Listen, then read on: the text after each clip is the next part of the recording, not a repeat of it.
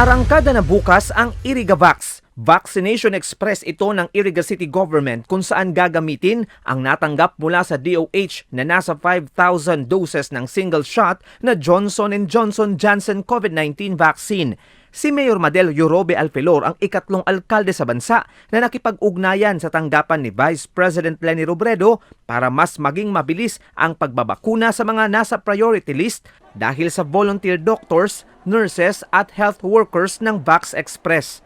Dito sa LGU, inorganize na ni Mayor Madel ang mga department heads and other heads of offices, private entities na gustong tumulong sa atin, including mga medical societies, na maging successful to this coming Friday and Saturday.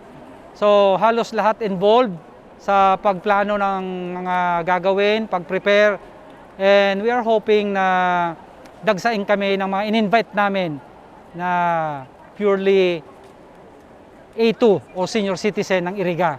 Naabisuhan na ang mga matatandang babakunahan bukas at sa Sabado. Para mas organisado, may maghahatid at susundo sa kanilang sasakyan ng LGU mula sa kanilang mga barangay hall papunta sa vaccination sites.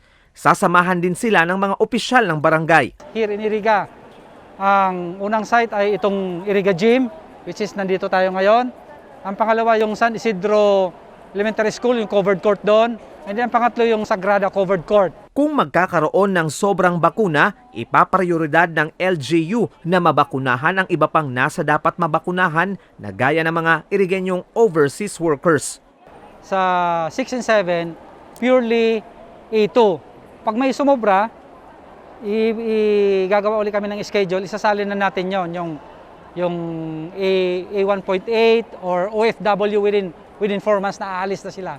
Hindi lahat ng OFW ay pwede. Dapat mayroon kang contract na within 4 months, magpa-fly ka na, aalis ka na. Para fair naman sa lahat. Noong Lunes at Martes, isinagawa ang pagbakuna ng Janssen vaccine sa mga nasa A3 o may comorbidities. Iyanan, kung nabakunahan ka na. Sa choking. Kabilang din dito ang 72 anyos na si Silvino Villamer at market vendor na anak na abot langit ang pagpapasalamat na naturukan na. Kumikilos lang tayo, pero yung lahat para kanina. Papasalamat din ako, at least organize yung ano natin. Hindi gaya sa iba, ang daming pila, so nagkakagulo kahit sa labas. Pero dito sa atin medyo smooth ang ano, and the same time nakita natin yung priority ng mga senior citizen. And at the same time, nakikita kong well-trained yung mga ano natin dito. Yun lang. Pasalamat ako sa kanila, syempre kay Mayora, dahil nabigyan tayo ng mga bakuna as early as possible. May ilang health workers at frontliners din ang naturukan. Sa tala ng City Health, umabot sa 1,720 na nasa A1 at A3 ang nabakunahan ng Janssen vaccine noong August 2 at August 3. Nasa 566 naman ang tumanggap ng second dose ng Sinovac vaccine. Sa mga taga-Iriga and then the whole Aarangkada and Bicol region, kahit na po tayo ay bakunado na po, hindi po tayo masyadong magkampante na baka iniisip natin na hindi na po tayo mahahawa. Mayroon pa rin po tendency na mahahawa tayo, kailan po medyo mild na po ang manifestation na mangyayari sa atin.